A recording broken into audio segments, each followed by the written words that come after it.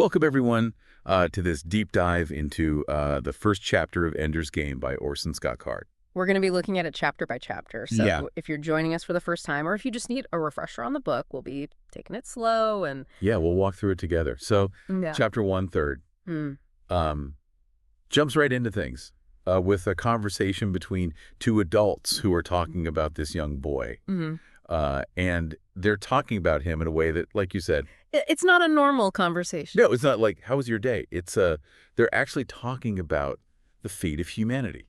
Yeah, the fate of humanity rests on the shoulders of this little boy, and you can hear the desperation in their voices right from the beginning. Yeah. Humanity is on the brink after 2 wars with this alien species called buggers.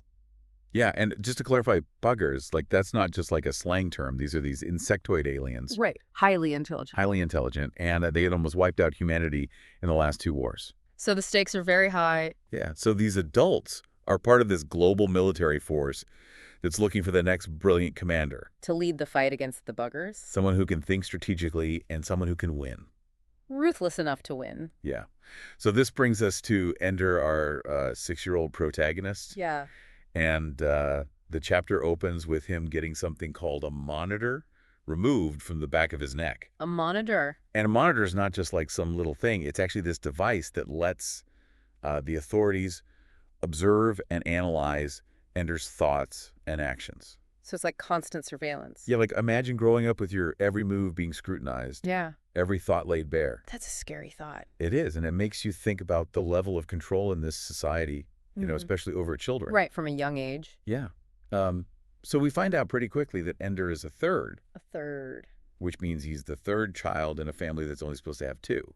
It's against the law to have 3 kids. Right. And it's not just like a social stigma. It's like, It's a burden. yeah, a market difference. Other people resent him for it. And we see that when Ender goes back to school and runs into Stilson. Stilson, the neighborhood bully, Yeah. picks on him right away. And he picks on him for being a third. Exactly. Makes him an easy target. He taunts him. He pushes him around. Tries to show dominance over him. But what's interesting is how Ender responds to all this. Yeah.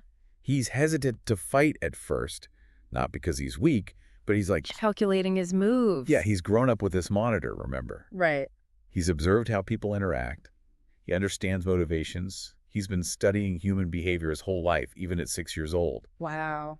But he knows that he can't just let Stilson walk all over him. Right. He has to end this bullying permanently. So he waits for the right moment. And then he strikes back. And he's brutal. Yeah, he kicks Stilson in the ribs. And then he stomps on his face.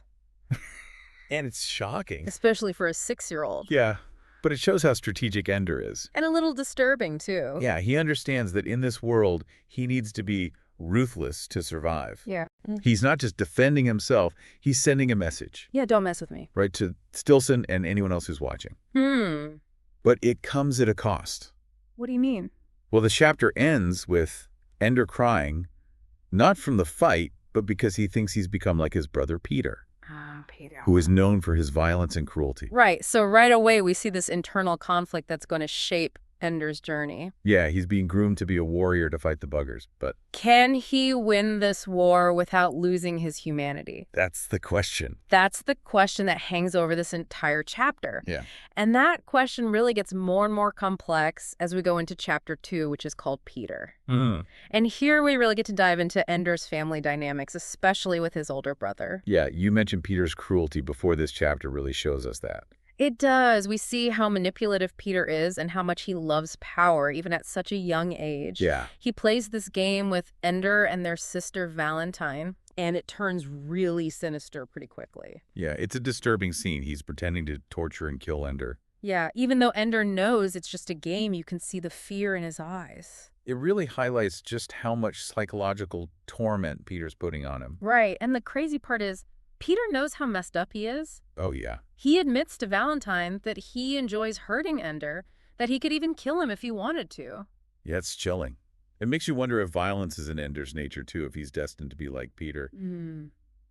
But thankfully, we also see a different side of the family in this chapter. Valentine. Wait, a middle child. Yeah, she's like this ray of light in this dark family.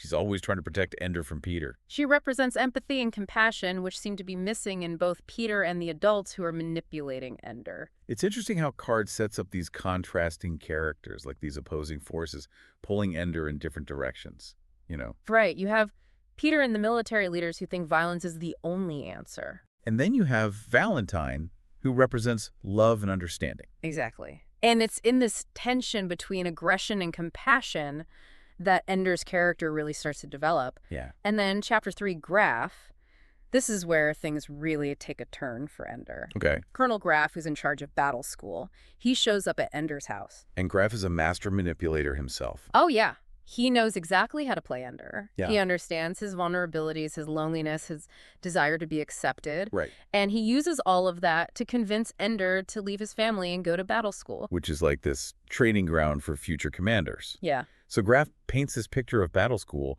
as like this amazing place where Ender will excel, where he'll find friends and belonging. He's preying on Ender's need for connection. Yeah, and it works.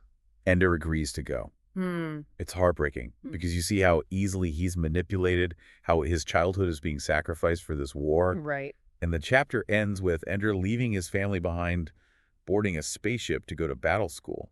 Symbolic separation. Yeah, it's like the end of his innocence and the beginning of his transformation into a soldier. But even though he's being manipulated, you can see glimpses of Ender's intelligence, even in this chapter. Oh, yeah. He's already thinking like a commander. Yeah. So we move on to chapter 4, Launch. Okay. Ender's now in space traveling to battle school, and he starts meeting the other students. And this is where the psychological games really ramp up. Oh, absolutely. Yeah. The adults in charge of battle school, they've created this environment that's meant to test the kids. Push them to their limits. Yeah, they're always watching, analyzing, looking for any sign of weakness or strength. It's intense. They use simulations games, even psychological manipulation to figure out what Ender's capable of and to mold him into the leader they need him to be. Wow. So it's not just about learning, it's about survival. Exactly. They're weeding out the weak and forging the strong. It seems kind of cruel, doesn't it? Putting this much pressure on kids so young. It does raise some ethical questions about what's right. You know, is it okay to sacrifice a child's innocence for military strategy? That's a tough question.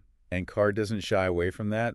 He makes you think about the moral complexities of the situation. There are no easy answers. Right. Because you can see why they're doing it. Humanity's facing this existential threat. They need a solution. But at the same time, it's hard to imagine these children being trained for war. Right. It's disturbing. And that's what makes Ender's Game so thought-provoking. It forces you to think about these tough questions. It challenges our ideas about morality and war. And so we see Ender adapting to this new environment quickly. He's a fast learner. He figures out the rules of the game. He learns how to outmaneuver his opponents.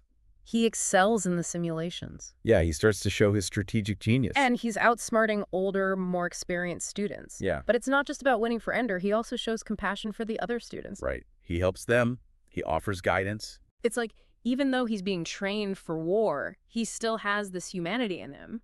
Yeah, he's able to balance his strategic thinking with this genuine care for others. And that's what makes him such a compelling character. Yeah, he's not just a cold calculating machine. He's a complex person with a strong moral compass, trying to do what's right in the system that's trying to strip away his humanity. It's a struggle, and it's only going to get harder for him Oh, yeah. as he moves through battle school. Card has set the stage for a really exciting and thought-provoking story. Yeah, in just these first 4 chapters, we've seen Ender deal with so much bullying, family drama manipulation from adults, and now the challenges of battle school. And Card does such an amazing job of getting into Ender's mind, showing us his thoughts and feelings. Yeah, he keeps you guessing. You never really know who to trust or what's going to happen next. That's what makes Ender's Game such a powerful and timeless book. Wow. So Ender's journey has been pretty intense so far. You've really shown us this complex world and all the pressure he's facing.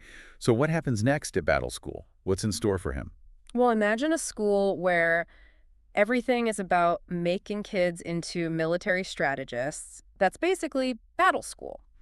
Every part of life is about training competition and figuring out who can be a commander. So think like really hard academics, tough physical training, and then these endless simulations of battles against the buggers. Oh, wow. So it's like they're taking these kids and turning them into generals before they even graduate high school. Pretty much the adults who run battle school, they believe that the only way to beat the buggers is to push these kids to their absolute limit.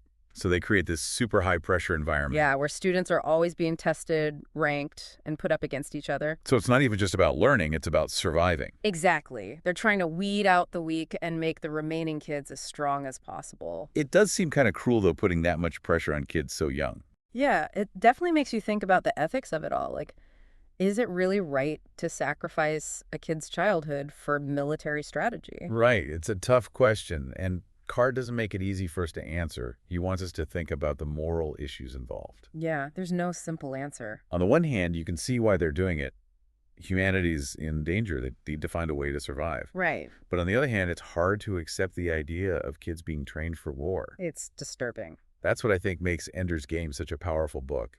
It makes you think about these difficult questions. It challenges your ideas about what's right and wrong, about how far you should go to protect yourself. Yeah, and it sounds like we see Ender adapting to this crazy environment pretty quickly. Oh, yeah, he's a really quick learner. He figures out how to play the game, how to beat his opponents. He's amazing in the simulations. He's already showing how brilliant he is as a strategist. And he's even beating older, more experienced students. But he's not just about winning. No, he actually shows a lot of compassion for the other students. He helps them out. He gives them advice. It's like even though he's being trained to fight a war, he hasn't lost his humanity. He can be a strategic thinker and still care about other people. Exactly. And that's what makes him such a fascinating character. He's not just some cold-hearted machine. He's complex, he has a strong sense of right and wrong, and he's trying to hold on to that even in this system that's trying to turn him into a weapon. And I bet that struggle is only going to get harder for him as he keeps going at battle school. Oh, definitely. Well, this has been a really great discussion so far. We've learned so much about Ender and his world. Yeah, we've seen how much he's already had to deal with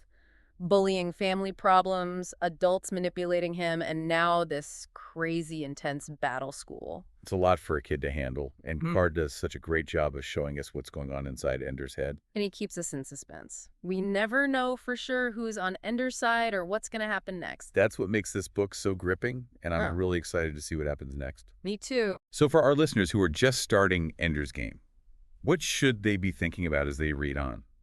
I think they should pay attention to how Ender learns and adapts. He's a brilliant strategist. Yeah, but he's also caring and empathetic. It'll be interesting to see how he uses all those qualities to deal with the challenges at battle school, to make friends and to make difficult choices. Yeah, it sounds like Ender's Game is more than just an action-packed sci-fi story. It is. It's really a story about leadership morality and the responsibility that comes with power, especially when it's a kid who has that power. Those are really important themes to think about. Well, thank you so much for guiding us through this deep dive into Ender's Game. I feel like we've only scratched the surface. We have. There's so much more to come. But that's the beauty of it. This journey is just beginning. For our listeners, we encourage you to keep reading and explore the world that Orson Scott Card created. You won't be disappointed. Happy reading, everyone.